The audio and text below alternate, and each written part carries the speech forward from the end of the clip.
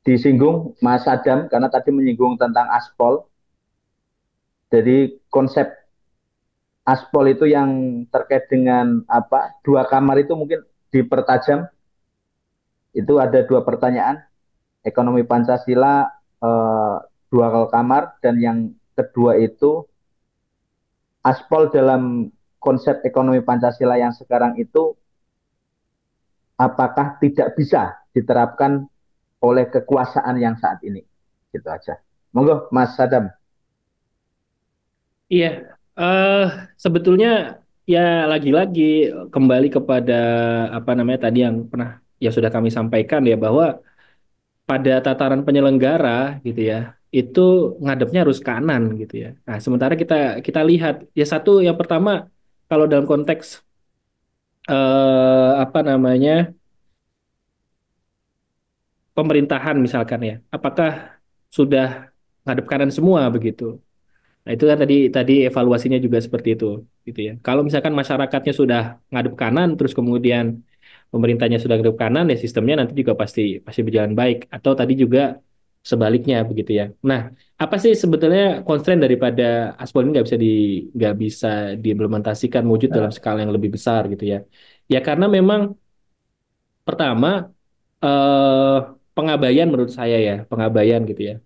Pengabaian yang dilakukan. Jadi kalau kami pribadi itu sudah dalam tanda kutip mensosialisasikan ini bersurat gitu, ya, berkorespondensi secara resmi kepada pihak-pihak terkait berkaitan dengan apa namanya apa yang kami paparkan tadi itu dalam dalam bentuk yang lebih konkret.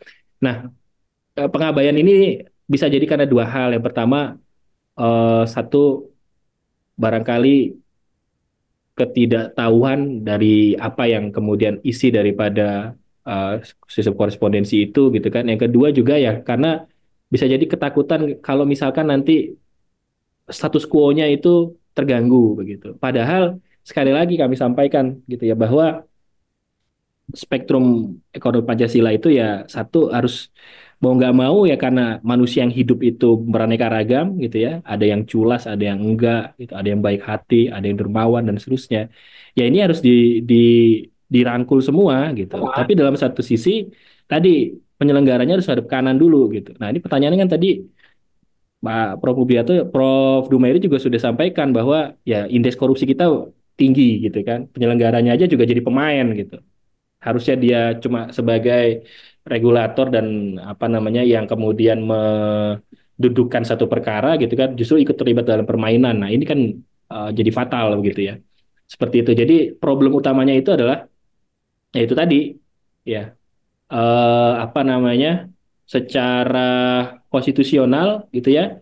Ini ada satu pelanggaran ya sehingga sistem ekonomi Pancasila itu tidak bisa diterapkan secara masif. Padahal kalau misalkan ini diterapkan secara masif gitu ya, itu akan memberikan kemanfaatan luar biasa bagi siapapun itu. Baik itu masyarakat yang mungkin hidup gotong royong maupun masyarakat yang kemudian ingin tetap hidup dalam alam kompetisi, tetap hidup dalam doktrin-doktrin ekonomi yang lazim sekarang kita pelajari begitu. Tapi pada satu titik nanti akan merasakan gitu bahwa sistem yang sekarang ada ini kan membuat kita ngos-ngosan juga gitu ya. Ya karena saya juga masih aktif bekerja gitu ya. Ya tadi sebenarnya di problem Mary, rasanya kok gak rela juga bayar pajak begitu. Ya karena kondisinya, wah ini kalau bayar pajak udah ditagih-tagih sama orang pajak gitu kan. Kalau nagih meriksa nyari-nyari kesalahan karena mereka juga ditarget gitu. Kalau nggak nyampe target nanti utangnya nambah kan gitu kan APBN kan. Nah ini kan repot ini. Jadi gitu kira-kira Mas Trias tanggapannya. Semoga bisa menjawab. Oke. Kalau misalkan belum bisa menjawab ya kita inilah telepon-teleponan lah nanti. Oh, Bisa, bisa, bisa. ya. Ya, terima kasih Pak. Terima kasih atas tadi pertanyaannya. Jadi intinya karena memang tadi aspal sudah dijelaskan ini merupakan apa eh, langkah-langkah yang sudah ditempuh. Tadi sudah korespondensi dengan semua lembaga negara mungkin, tapi memang eh, pengabaian yang terjadi ya. Gitu. Nah ini ada pertanyaan, ada dua yang sudah masuk. Yang pertama dari Mbak Afifah Sidkiah dari STIE Hidayatullah. itu bertanya, apakah sistem moneter dapat diubah? Jika iya, apa dampaknya kepada Amerika Serikat? Jika tidak, apakah akan tetap Amerika Serikat yang menjadi negara adidaya? Ini nanti mungkin Mas Sadam ini yang bisa menjawab, termasuk Pak Dumeri nanti bisa menambahkan pertanyaan ini. Kemudian yang kedua dari Raden Pancawala. Pertanyaannya, apakah ekonomi Pancasila itu penerapannya sama seperti suku Baduy yang setiap orangnya mendapatkan peran penting? Kemudian yang ketiga ini dari Pak Yogi Pasca. Ini beliau dari Grup Riset Ekonomi Kerakyatan FEB UNS, sekaligus peneliti di Pusat Studi Pemberdayaan dan Perlindungan Petani UNS. Salam kenal untuk Prof. Dumeri, Bung Sadam, Kamerat Anam. Tidak ada pertanyaan, hanya apresiasi tinggi. Oke, terima kasih Pak Yogi. Nah ini ada yang mau bertanya, ini Pak, tadi saya catat, Pak Andi Hadiansah. Pak Andi mana Pak Andi? Halo Pak Andi. Iya, halo Pak. Iya, Ya, silakan Pak Pak Andi. iya baik. Terima kasih atas kesempatannya. Bismillahirrahmanirrahim. Perkenalkan, saya dari mahasiswa Universitas Sepatok Mambo dari Sulawesi Selatan, Pak, Kabupaten Bone. Salam kenal. Jadi saya Ya. ingin mempertanyakan terkait dengan isu yang hangat baru-baru ini, soal kenaikan PPN 12%. Jadi kami dari tataran kemahasiswaan, bahkan lintas kemahasiswaan di daerah, itu kemudian melihat situasi kondisi yang akan terjadi bila PPN 12% ini betul-betul dinaikkan di tahun 2025, potensi chaos politik itu terjadi dan chaos ekonomi itu terjadi di tingkatan daerah itu sendiri. Contohnya saya di Kabupaten Bone, daya beli masyarakat itu jelas akan menurun, nilai tukar tambah terkait harga jual barang itu meningkat. Dari aspek kesejahteraan itu jauh daripada kata sejahtera. Jadi saya rasa pertanyaan yang perlu saya berikan terkait dengan pemateri kita, ada Pak Dumairi, ada Pak Anam, Pak Muhammad Saddam. Mungkin apa kira-kira yang menjadi gerakan gerakan sosial movement yang bisa dibangun untuk menggagalkan potensi kenaikan PPN 12% ini. Yang pertama, yang kedua, apakah PPN 12% ini secara kalkulasi akumulasi dari semua keresahan yang akan terjadi dan aspek daya beli masyarakat itu kemungkinan bisa terjadi chaos ekonomi dari sisi aspek sosial ekonomi politik yang kita baca. Yang ketiga, saya ingin memberikan tanggapan kalau memang basis protes rakyat terjadi, kenaikan PPN 12% ini betul-betul terlaksana, apakah bisa terjadi pembatalan terkait kenaikan itu? Nah, kalau memang bisa terjadi pembatalan, saya rasa itu adalah pukulan telak terhadap pemerintah. Tapi rasionalisasi terkait pembatalan ini apakah tidak dapat dihindari atau bagaimana? Mungkin itu saja Pak, 3 pertanyaan. Bisa dijawab dari semua pemateri. Terima kasih, saya kembalikan kepada moderator. Wassalamualaikum warahmatullahi wabarakatuh. Waalaikumsalam warahmatullahi wabarakatuh. Ya, terima kasih Bang Andi dari Ya Pak. Sulawesi. Ya, Ini emang sudah momentumnya, mungkin ayam jantan dari timur itu harus berkokok ya. ya Pak. Jadi biar ada. Silakan Pak Sadam, tadi ada pertanyaan dari apa? STE Hidayatullah, Mbak Afifah dan yang lainnya. Silakan dijawab dulu. Baik, terima kasih pertanyaannya Mbak Afifah. Ini luar biasa nih pertanyaannya ini. Apakah sistem moneter dapat diubah? Jika iya, apa dampaknya kepada Amerika Serikat? Jika tidak, apakah akan tetap Amerika Serikat yang menjadi negara adidaya? Apakah sistem moneter dapat dirubah? Kalau saya bilang sudah berubah. Ya, cuman kita belum sadar dan kita belum eh, merasakan manfaatnya secara langsung karena barangkali ketidaktahuan kita. Nah, dampaknya kepada Amerika Serikat apa gitu kan? Ya tentu nanti vis a vis gitu ya, vis a vis antara sistem moneter yang sudah berubah ini dengan sistem moneter yang ada di Amerika Serikat. Karena kalau misalkan kita apa namanya telusur sejarah dari apa sistem uang yang ada ini kan secara modern gitu kan itu dimulainya ya pasca Perang Dunia II ya dengan hadirnya Bretton Woods itu agreement gitu ya. Nah, dari situ yang punya emas banyak gitu kan ya Amerika itu. Tapi sebetulnya bukan itu sebetulnya karena Amerika menang perang aja gitu. Nah, jika demikian, apakah Amerika Serikat akan tetap menjadi negara adidaya? Sebetulnya kita bisa melihat begini, kita bisa membaca kondisi zaman sebetulnya. Kalau kita lihat sekarang, regenerasi kepemimpinan di Amerika itu sedang tidak terjadi.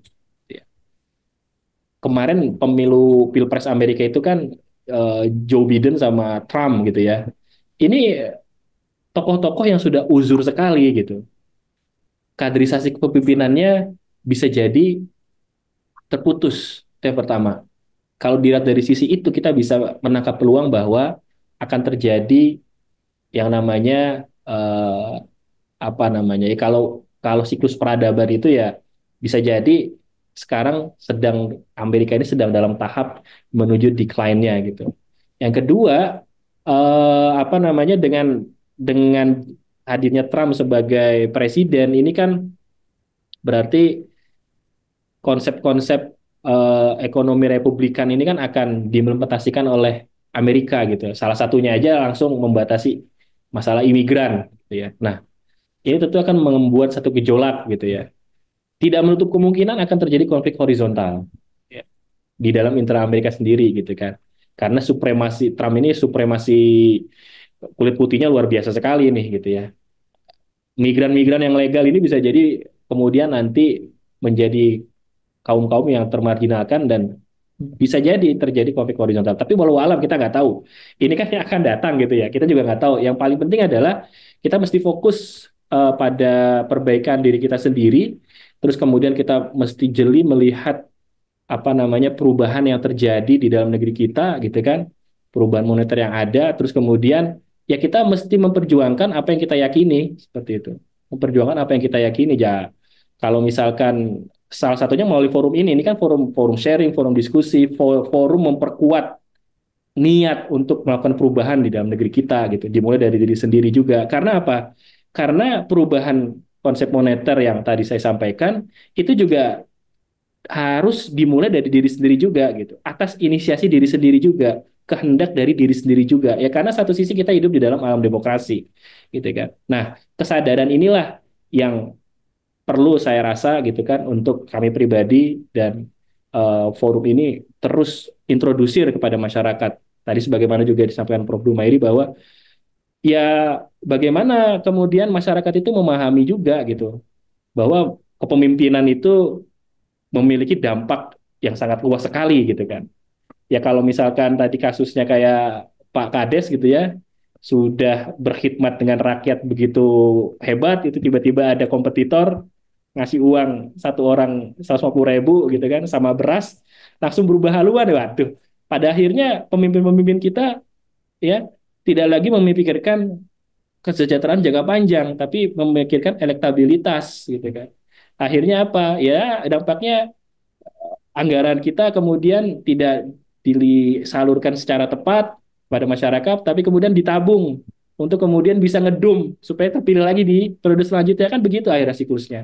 Nah ini menjadi satu simalakama kalau misalkan kita tidak membangun kesadaran di dalam diri kita sendiri dan juga kepada masyarakat gitu ya.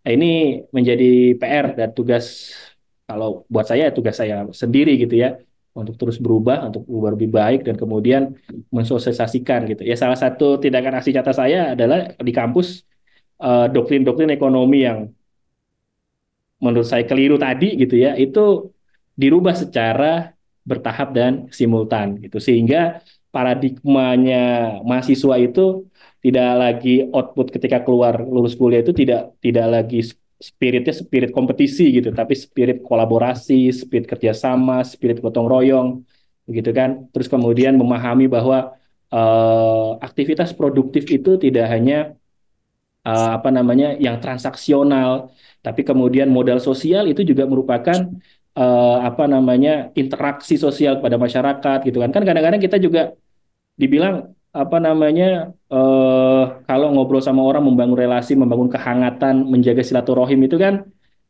merupakan aktivitas yang sia-sia. Padahal dalam agama sendiri kita bertamu ke orang, bersilaturahim, walaupun tidak ada motif ekonomi di sana atau kerjasama itu justru mau nambah rezeki kan begitu. Nah, pertanyaannya kenapa bisa menambah rezeki gitu? Kalkulasi apa kemudian yang di apa namanya disinyalkan oleh agama bahwa orang kalau silaturahim jagongan terus kemudian membangun interaksi sosial itu bisa melahirkan satu rezeki tambahan gitu. Nah, itu kan perlu kita ulas tuh. Masalahnya adalah kita hidup di era ya ketika kita ingin berbuat seperti itu, kita bisa digilas dengan tadi spirit-spirit kompetisi itu gitu ya.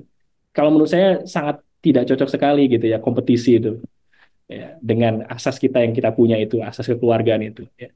Kecuali ya berlombanya gitu ya, bukan untuk saling meningkatkan kekayaan, tapi berlombanya untuk saling bermanfaat gitu, sebagaimana amanahnya gitu ya, khairun nas anfa'u linnas itu.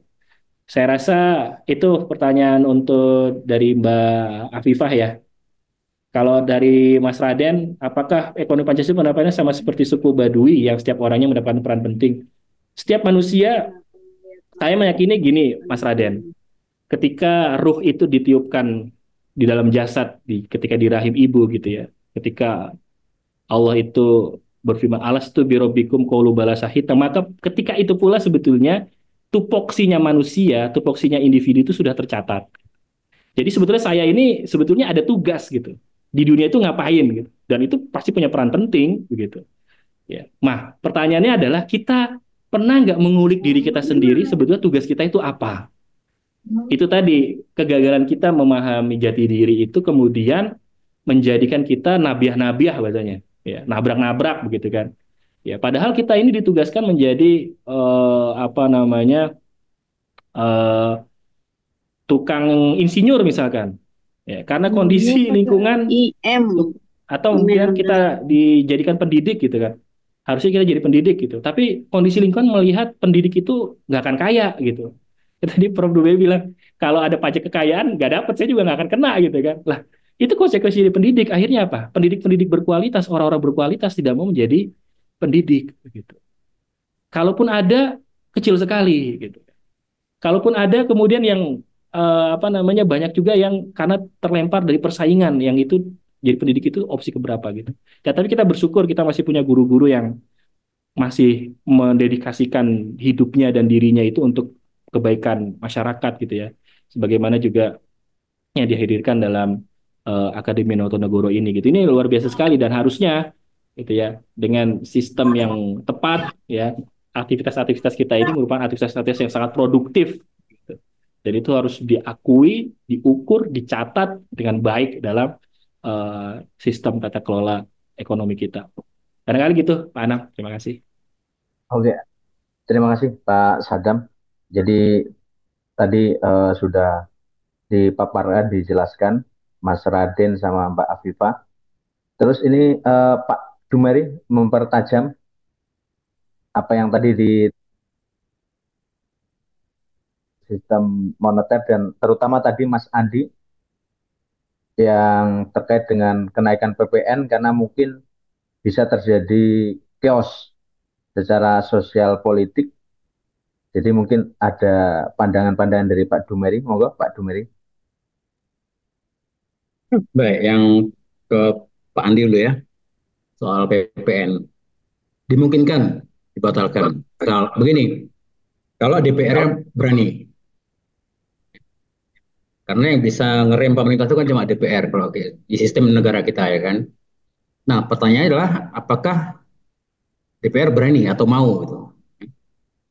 Jangan lupa untuk menjadi DPR itu biayanya nggak sedikit.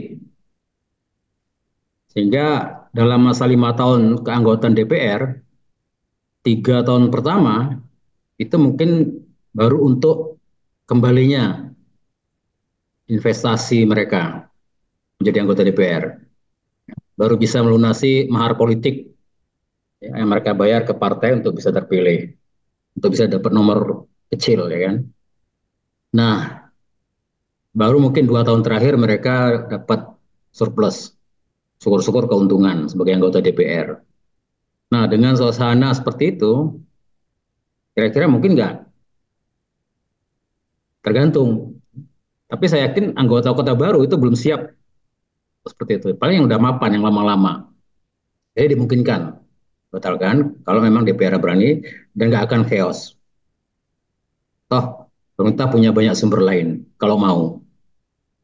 Nah, ini untuk Pak Andi. Kemudian yang sebelum itu, Pak Raden Pancawala, apakah sistem moneter bisa diubah? Ini sistem moneter itu menyangkut uang dan bank. Aturan mengenai uang, berapa nilai uang yang boleh dicetak oleh satu negara, apa syaratnya, kemudian bagaimana aturan perbankan, dan itu semua ada di IMF, International Monetary Fund, yang tadi disinggung Pak Adam, didirikan di Bretton Woods. Kalau kita mau mengubah sistem moneter, sekaligus mengurangi dominasi Amerika atau dolar, itu 3 hal yang harus dilakukan. Pertama, negara-negara selain itu, terutama blok-blok negara tertentu seperti ASEAN, CONCACAF misalnya, atau BRICS, itu harus membiasakan diri ketika mereka berdagang pakai mata uang salah satu negara.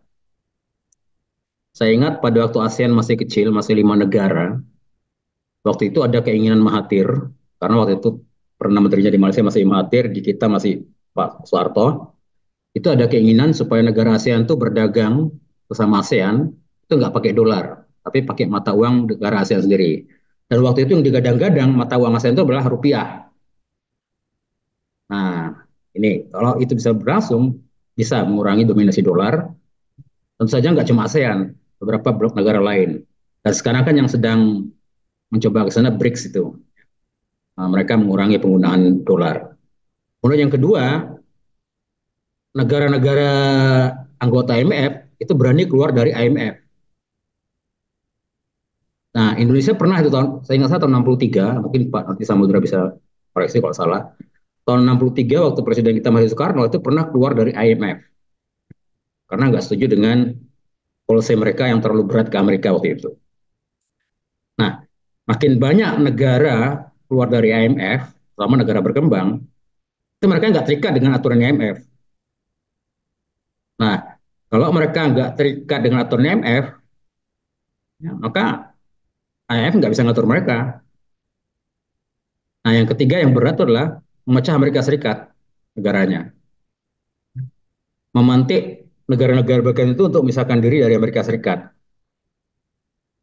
Jadi dari sepihak secara ekonomi, secara moneter, banyak negara pakai nggak dolar, kemudian banyak negara keluar dari IMF, dan pihak secara politik memecah Amerika Serikat supaya pecah seperti Uni Soviet. Nah, paling nggak yang pertama bisa dilakukan apa? Negara-negara bagian atau states yang di luar benua Amerika itu dulu, seperti Hawaii, Samoa. Nah, bisa nggak ini? Lebih spektakuler kalau bisa menggoda negara bagian tertentu di dalam benua Amerika untuk juga keluar dari Federasi Amerika Serikat, sehingga secara politik Amerika Serikat juga mengecil. Nah, yang terakhir yang benar saya kira. Tapi selama Amerika masih besar, dia masih bisa kuat. Nah, jadi sistem moneter itu sangat tergantung pada negara lain.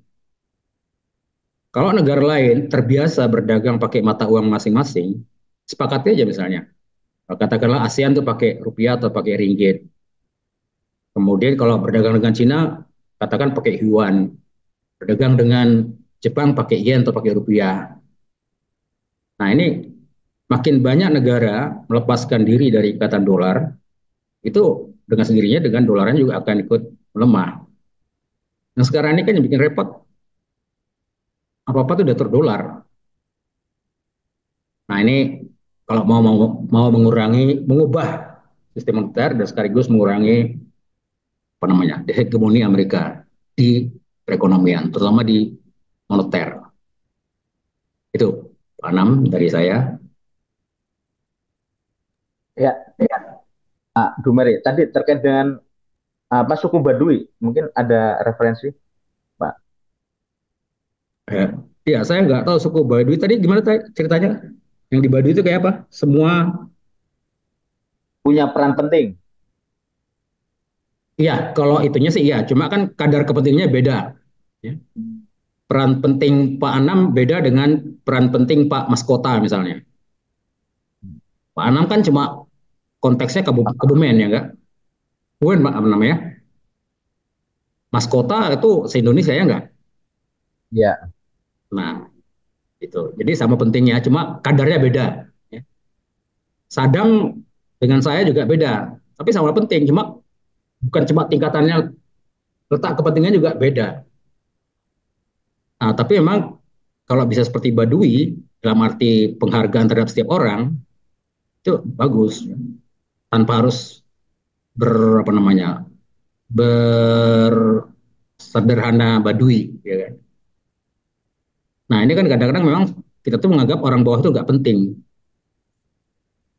Kita kadang-kadang orang di pemerintahan tuh menganggap pegawai golongan satu tuh kalah penting dibandingkan pegawai golongan dua kalah penting bagi golongan. Padahal yang golongan tiga tuh nggak bisa kerja kalau yang golongan dua, golongan satu nggak ada, ya nggak? Di universitas juga kadang-kadang dekan merasa lebih penting daripada dosen biasa. Nah, ya nggak bisa dekan kalau nggak ada dosennya. Nah ini, yang ada bukan penting nggak penting, Pak. mana? Yang yang ada itu sok sibuk dan yang nggak sibuk gitu Nah, itu aja. dia.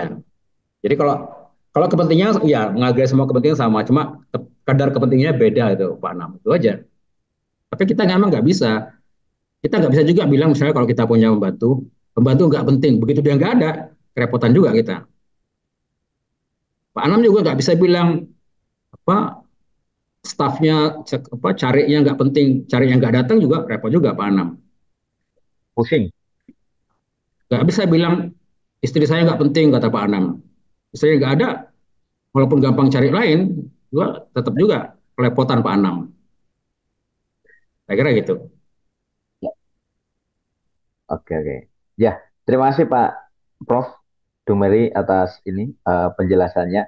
Ini mungkin diskusi di dipertajam. Jadi tadi Pak Dumeri juga sudah menjelaskan. Jadi problemnya tadi karena ini kaitannya tadi tatanan ekonomi berketuhanan. Jadi problem yang apa tadi uang negara butuh uang itu kan ada tiga tadi kan.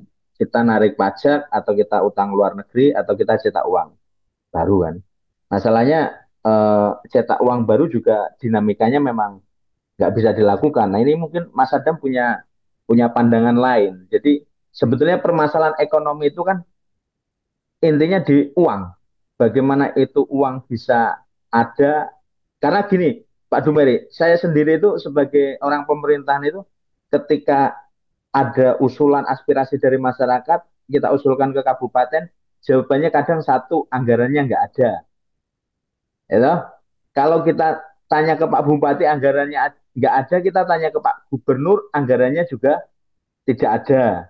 Nanti kalau sampai Pak Presiden jawabnya anggaran tidak ada, kita tanya siapa lagi? Tanya pada rumput yang bergoyang atau bagaimana kan gitu. Nah ini mungkin tadi biar connect sama titik temu sama Mas Adam karena tadi Mas Adam juga menyampaikan tentang apa namanya bagaimana uang itu karena APBN yang ada sekarang itu kan by program, programnya apa anggarannya kan yang tepat itu idealnya harusnya apa?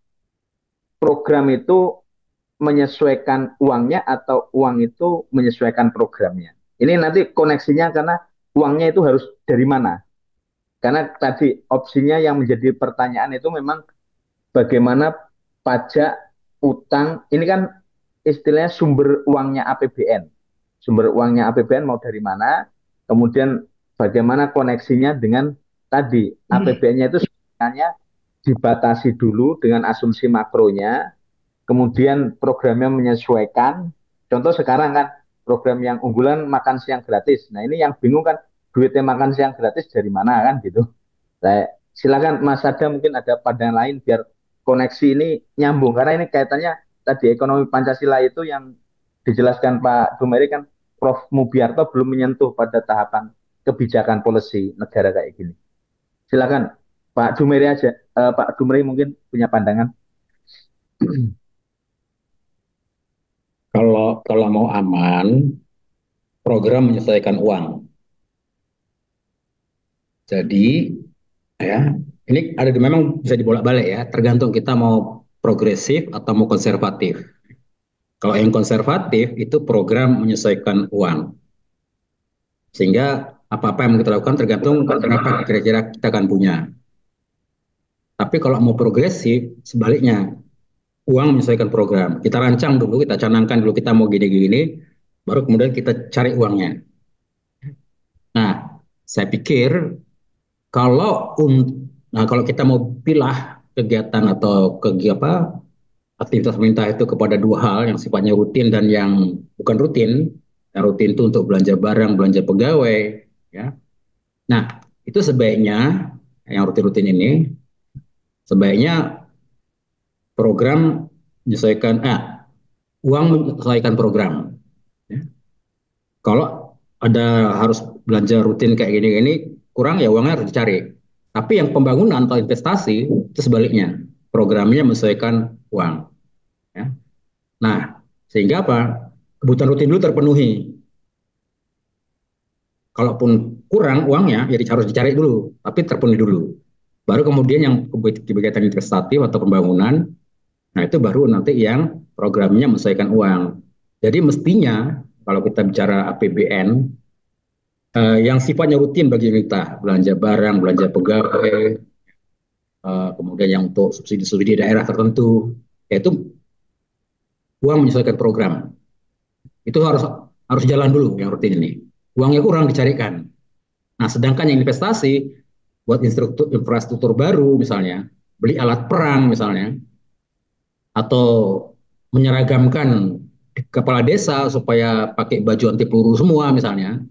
Nah, itu nanti program itu misalnya ke uang. Kalau uangnya ada ya diadakan, ya kan. Kalau nggak cukup, ya sesuai yang ada aja. Toh itu nggak rutin, nggak mendesak. Nah ini, jadi Ya, ya. sebaiknya begitu. Kalau menurut saya.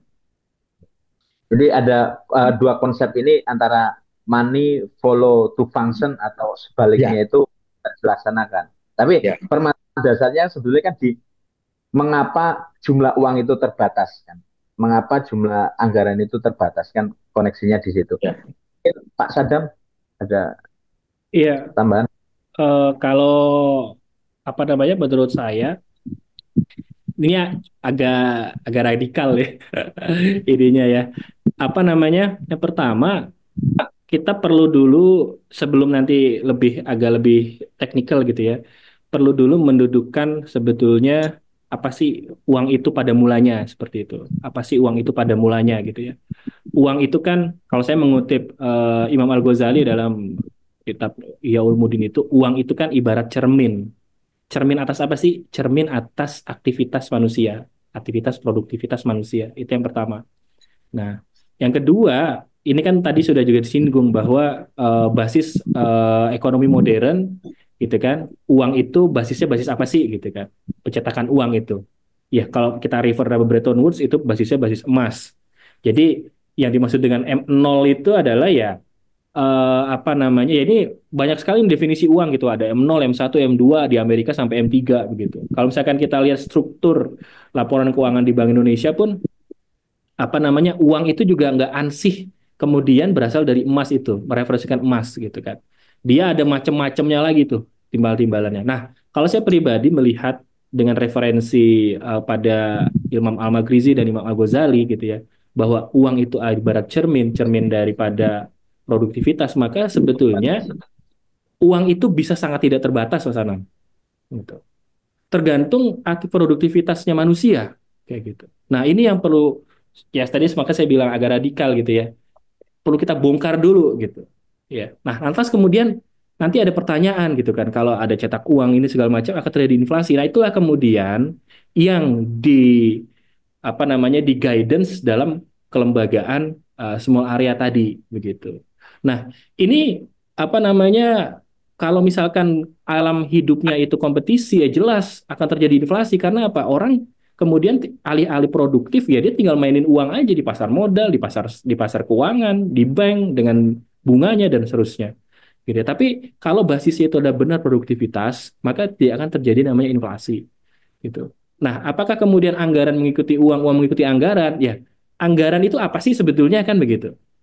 Anggaran itu apa sih sebetulnya gitu kan? Makanya dalam konsep sistem ekonomi Pancasila di Aspol itu adalah ya anggaran itu adalah proses administrasi daripada produktivitas-produktivitas yang dilakukan oleh individu-individu sebagai contoh gitu ya. Sebagai contoh di small area gitu kan. Ada katakanlah misalkan di desanya Mas Anam gitu ya. Tadi katanya masalah aspirasi masyarakat. Pertanyaannya adalah, Bapak mau produksi apa gitu? Pak, saya mau produksi, saya kapasitas kemampuan saya sekarang itu bisa memproduksi beras 5 ton gitu kan. Tapi saya terbatasi dengan apa namanya permodalan dan seterusnya gitu. Nah, kehebatan-kehebatan itu apa harus dibatasi kan begitu? Ya itu tadi, kalau kita memahami manusia utuh itu bahwa dia ada an-nafs, ada ruh, ada jasad, ada fisik. An-nafs ini melahirkan kehebatan-kehebatan dan kreativitas. Dan ini jangan dibatasi juga gitu. Karena kalau dibatasi muring-muring gitu kan. Ya kan? Akhirnya dia membuat satu apa namanya celah gitu kan untuk kemudian lahirnya yang namanya karena tidak tersalurkan dengan baik kecurangan-kecurangan itu gitu. Maka kalau buat saya Mas Anam uang itu mengikuti pada produktivitas. Jadi kan di zaman Kolaforos ini juga ada perdebatan tuh. Uang itu harus dari apa sih? Harus dari dinar apa? Harus dari dirham kah? Bahkan Umar bin Khattab pernah menyarankan dari kulit onta gitu kan. Artinya bentuk uang itu sebetulnya bukanlah atau apa namanya bentuk uang itu bukan satu hal yang saklek begitu. Harus emas, harus perak, harus ini gitu. Tapi uang itu harus bisa mencerminkan produktivitas manusia itu sendiri. Nah, pertanyaannya adalah apakah produktivitas-produktivitas kita itu telah dinilai atau telah dicerminkan ke dalam uang secara fair? Yang ada sekarang uang itu fungsinya kalau kata Keynes itu jadi alat spekulasi juga gitu kan, selain alat tukar dan alat hitung tapi juga alat spekulasi. Tapi kalau misalnya kita berkaca pada konstitusi kita, ya bab penjelasan tentang uang, uang itu sebatas hanya alat tukar dan alat ukur gitu. Alat ukur atas apa? Atas produktivitas kita. Nah, sekarang yang perlu nanti ke depan gitu dan ini sudah juga dibahas di dalam dokumen Aspol itu apa namanya kita perlu mengkalkulasi produktivitas masing-masing individu di Indonesia gitu. Nah, tahapan-tahapannya kayak gimana itu panjang sekali Mas Anung kalau misalkan apa dijelaskan secara detail ya mudah-mudahan di kesempatan yang lain itu bisa dielaborasi lebih dalam gitu ya. Bagaimana tadi skema serasi berdaya itu skema apa namanya mulai dari penyadaran kritis terus kemudian integrasi sumber daya dan kemudian ada kelembagaan terus kemudian ada hubungan konsep koperasi itu menjadi lebih luas bukan bukan hanya sekedar koperasi simpan pinjam, koperasi sebuah usaha, tapi dia ada ruh dan juga sebagai intermediasi itu panjang sekali penjelasannya. Tapi buat saya sebetulnya ketakutan-ketakutan kita terkait dengan masalah inflasi, deflasi dan seterusnya itu adalah terjadi karena kita hidup di alam kompetisi. Gitu. Alam kompetisi itu kita tidak bisa tahu, gitu ya. Apalagi alam kompetisi yang liar. Ini sama halnya dengan mengimplementasikan survival of fittest-nya Darwin itu di dalam alam ekonomi kita. Dan ini yang sebetulnya harus kita dobrak dan harus kita, dalam tanda kutip, buat saya harus dilawan. Karena buat orang-orang yang memiliki nilai-nilai luhur, ini jelas menghambat. Ya.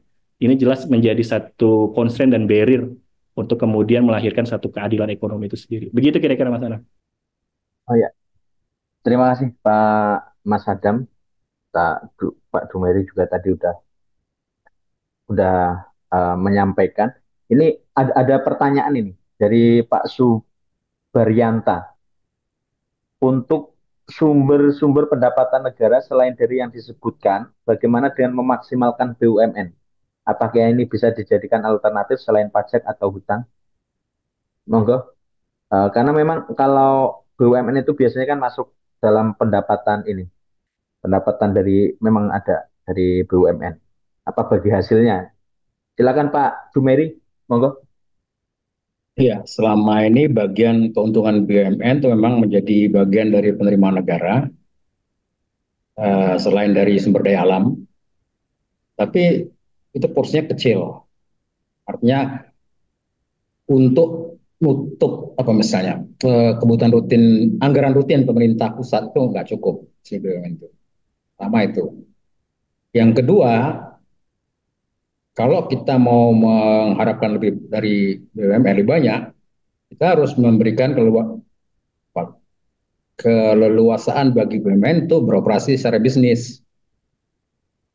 Nah, persoalan kita sekarang adalah BUMN itu, terutama yang gede-gede, itu nggak bisa leluasa beroperasi secara bisnis. Kenapa? Karena pertama,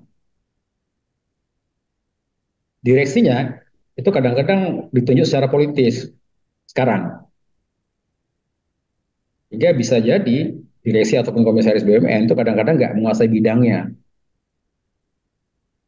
Nah, karena itu kita kadang-kadang nggak heran kalau katakanlah sering terjadi komisaris BUMN itu adalah jatah balas budi, ya kan? Nah, itu yang kedua. Yang pertama. Yang kedua, keuangan BUMN itu sendiri sering direcoi oleh pemerintah pusat. Nah, ini kadang-kadang membuat direksi BUMN seprofesional apapun dia, itu kadang-kadang susah kalau udah direcoi gitu oleh pemerintah pusat.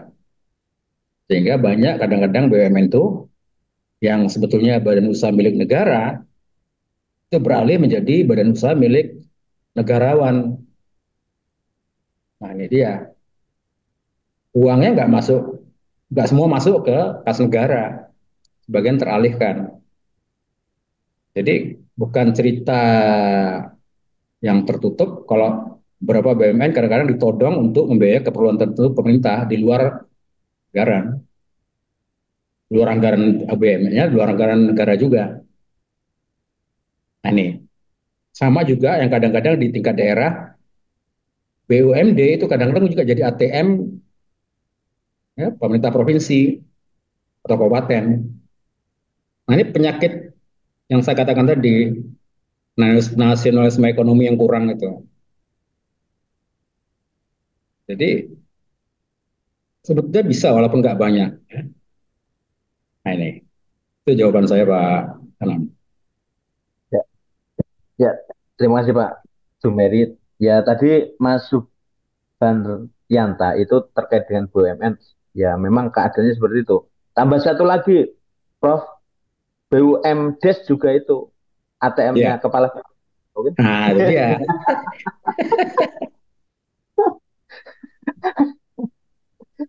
BUMD itu kadang-kadang jadi BUM kepala desa. Oh iya, BUMDes itu. Ojo Ya, ini ngono nam. nggak apa-apa, ini realitas. Jadi daripada kita menceritakan yang apa antara idealitanya terlalu jauh, kita bicara realitas. Saya setuju dengan Pak Dumeri ini. Jadi tadi dari awal kita diskusi terkait sistem tatanan ekonomi berketuhanan. Tadi udah paradigma Pancasila sebenarnya sudah nggak ada debatable lagi. Nggak ada, kita berpahaman sama bahwa Indonesia itu dasarnya Pancasila dan kemudian harusnya ada ekonomi yang berlandaskan ketuhanan yang Maha Esa atau berlandaskan Pancasila itu. Kemudian tadi dijelaskan problemnya, baik problem dari ekonomi, kemudian tadi Pak Sadam juga menyinggung terkait dengan problem yang sifatnya secara kajian teori maupun realitasnya, termasuk bagaimana urutan. Sebenarnya sistem itu jalan itu kan karena ada manusianya. Ini kan tatanan manusia, bukan tatanan apa siluman atau tatanan hewan. Jadi yang dipahami dulu adalah bagaimana manusia mengenal dirinya masing-masing, kesimpulannya itu. Kemudian apa sistem yang berjalan ini tentunya antar manusia itu punya peran masing-masing yang harapannya itu bisa terkolaborasi, ter terkonsolidasi dengan baik. Makanya itu asas ekonomi Pancasila, kekeluargaan dan gotong royong itu ruh nadinya dari sistem tatanan ekonomi berketuhanan.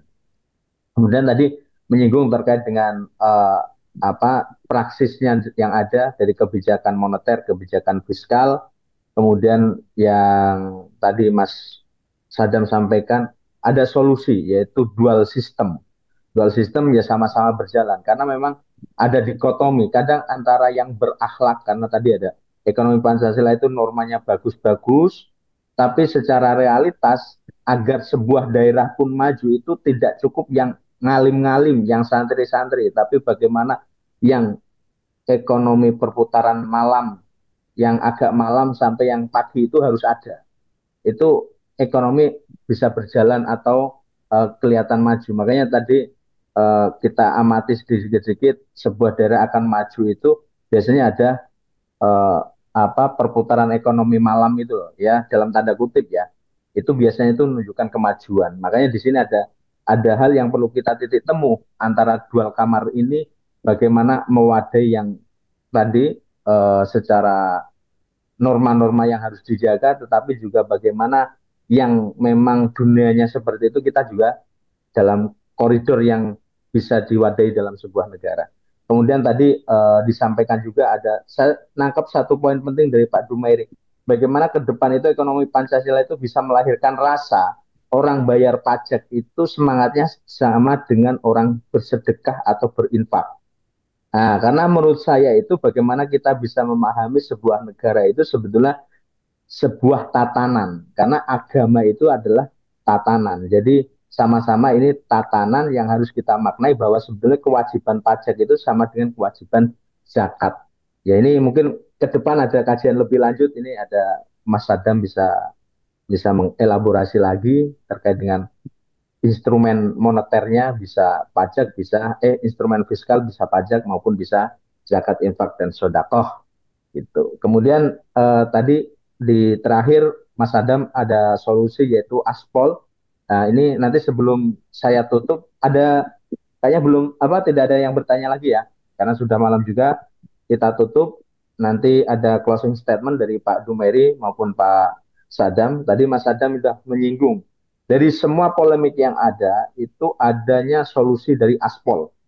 Aspol itu tadi saya baca dokumennya itu aspirasi politik karena memang tadi sebagaimana Pak Dumeri sampaikan kita itu harus melahirkan kekuasaan rakyat yang berkuasa tadi ya kekuasaan di tangan rakyat. Nah ini kata-kata yang sering kita dengar tapi bagaimana secara praktik itu rakyat itu punya kekuasaan karena sebetulnya pemerintah itu hanya menjalankan mandat dari rakyat apalagi namanya penyelenggara pemerintah itu sebenarnya kan orang-orang yang diberikan kewenangan oleh rakyat yang akhirnya berkuasa sehingga harusnya menjalankan kekuasaan rakyat bukan kesewenang-wenangan. Nah ini tadi Aspol sudah menyinggung itu sudah ada korespondensinya ke berbagai lembaga dan ini masih proses juga. Nanti Mas Adam mungkin kapan-kapan bisa dipertajam lagi dan adanya lembaga-lembaga dalam sebuah sistem tentunya tatanan ekonomi Pancasila itu adalah perlu mewujud. Tadi pertanyaan Pak Dumeri bagaimana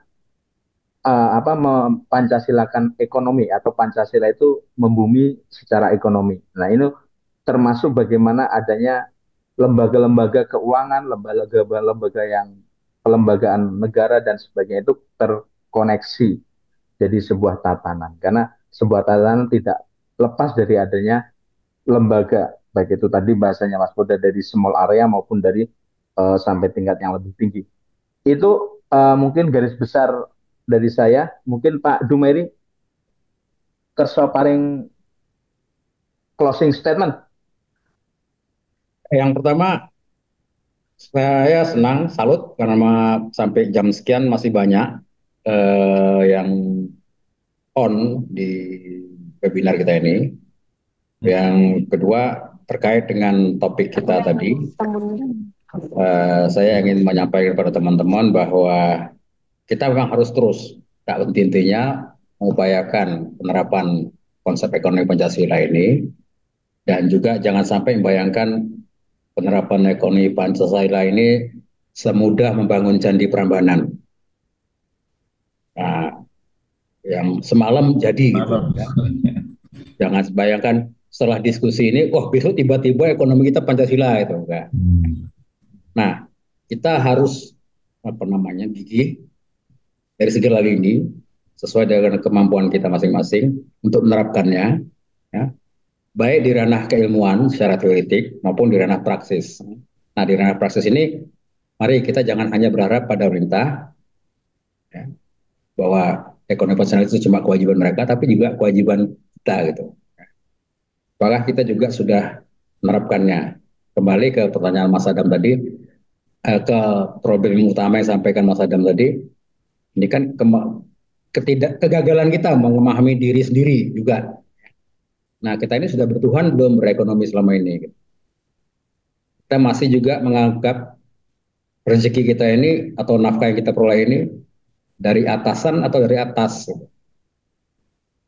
Nah, selama kita menganggap semua rezeki kita berasal dari atasan, ya nggak akan terjadi ekonomi ketuhanan itu.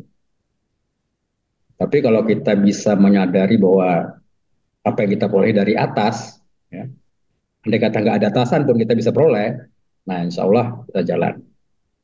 Dan yang kedua, yang terakhir, ya sebagai rakyat kita punya hak, ya, untuk, ya, memperbaiki apa yang kesalahan dilakukan oleh orang yang kita utus untuk memimpin kita dan tidak membiarkannya berlarut-larut. Saya kira itu aja, Pak Anam. Terima kasih. Ya, terima kasih, Pak Dumari. Selanjutnya, Mas Adam. Baik,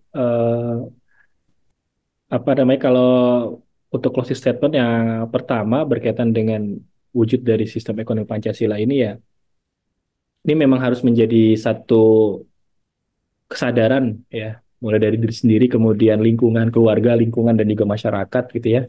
Makanya kemudian proses untuk penyadaran kritis ini harus terus dilakukan yang pertama. Kemudian yang kedua, eh, apa namanya, tadi ya bahwa kita itu punya hak ya untuk kemudian mendudukan satu sistem ekonomi yang ingin kita lakukan, dan kalau misalkan sudah kajian sudah banyak deh kalau misalnya sistem ekonomi sekarang itu sudah memiliki banyak kegagalan gitu ya. Nah, pertanyaannya adalah bagaimana kemudian saluran hak itu bisa kita salurkan gitu. Apalagi dengan kalau bahasa saya sistem pemilu yang judi coblos ini dan atau cek kosong gitu ya. Maka ada jalan sebetulnya ya bagi kita untuk kemudian kalau misalkan tadi apa jangan-jangan kita juga termasuk orang yang bersalah atau diri saya juga termasuk orang yang bersalah terhadap lahirnya sistem ekonomi yang ada sekarang gitu kan, atau belum mewujudkan sistem ekonomi Pancasila, maka ada jalan pertobatan sebetulnya gitu ya untuk kemudian menyuarakan aspirasi kita itu secara utuh, tidak hanya sekedar coblos gitu. Nah, ini kan juga problem ya di dalam politik. Makanya sebetulnya untuk mewujudkan sistem ekonomi Pancasila ini sebagaimana tadi disampaikan juga tidak semalam jadi gitu ya. Kita harus memahami juga dimensi politik dan juga dimensi hukum ya. Dimensi politiknya, kita saat ini mengaspirasikan mandat dan kedaulatan kita itu secara kosong gitu. Nyoblos udah selesai. Akhirnya ketika kita mau menuntut, apa yang bisa kita tuntut kayak gitu kan. Karena kita tidak menyertakan gagasan kita atau hak kita atau mandat kita secara utuh di dalam proses demokrasi itu sendiri. Nah, ini ada jalan gitu ya. Kita bisa melakukan satu apa namanya manuver gitu ya untuk kemudian apa sih sebetulnya cita-cita kita, apa sih sebetulnya konsep yang ingin kita lakukan, apa sih sebetulnya mandat kita ini kepada orang-orang itu secara secara rigid, secara tertulis gitu ya, untuk kemudian kita sampaikan hingga sampai pada tahap di mana semua masyarakat itu mufakat gitu ya, untuk kemudian melahirkan satu tatanan yang betul-betul kita idealkan melalui jalur konstitusional. Nah, kalau bagi saya pribadi, langkah itu saya lakukan dengan memberikan mandat di lewat jalan aspirasi politik ini gitu ya. Nah, saya tulis mandatnya itu. Saya ingin melakukan ekonomi Pancasila itu bernafaskan Islam dan seterusnya dan seterusnya. Nah, ini barangkali yang bisa saya sampaikan, dan jelas diskursus ini semoga bisa terus berjalan. Saya sekali lagi berterima kasih kepada Bapak Samudra Wibawa dan juga Akademi Notonegoro, dan sekali lagi kehormatan sekali Prof. Dumairi, Masya Allah. Tadi saya screenshot terus, Prof. Ya, bisa bisa bersanding dengan beliau, ya Allah, luar biasa, kaget sih kalau Prof. Dumairi ini guru ya. Semoga Allah memberikan perlindungan, pengayoman dan juga rezeki yang barokah kepada Prof. Dumairi, diberikan kesehatan, dan juga semoga kita semua diberikan kesempatan untuk menyaksikan satu pergeseran ya, satu shifting sistem ekonomi yang sudah kita ya nilai ini keliru menjadi sistem ekonomi yang kita yakini mampu memberikan kesejahteraan, keadilan sosial bagi seluruh bangsa Indonesia. Gitu, Mbak Anam. Terima kasih. Assalamualaikum warahmatullahi wabarakatuh. Salam. Waalaikumsalam warahmatullahi wabarakatuh. Ya, terima kasih Pak Dumeri, Prof. Dumeri dan Pak Sadam atas kesempatan malam hari ini meluangkan waktu, pikiran dan tenaganya sehingga bisa berbagi dengan kita semuanya. Sebelum saya tutup dan saya kembalikan ke MC, alangkah lebih baiknya kita bersama-sama tidak hanya berupaya secara apa, secara pikiran nalar akal kita, tapi kita juga menguatkan rohani kita. Kita mungkin ini di sini ada berbagai apa kepercayaan agama dan sebagainya. Mungkin 1 menit atau 30 detik kita sempatkan untuk mendoakan diri kita masing-masing dengan cara agamanya masing-masing. Karena namanya juga kita sistem tatanan ekonomi berketuhanan ya, kita tidak lepas dari itu. Nah, yang Islam kita bareng-bareng kita membaca Al-Fatihah untuk diri kita masing-masing. Semoga nanti semua yang kita sampaikan hari ini bisa bermanfaat untuk kedepannya. Kila sukmo khususan jasadi roh ingsun nama masing-masing nggih. Al-Fatihah.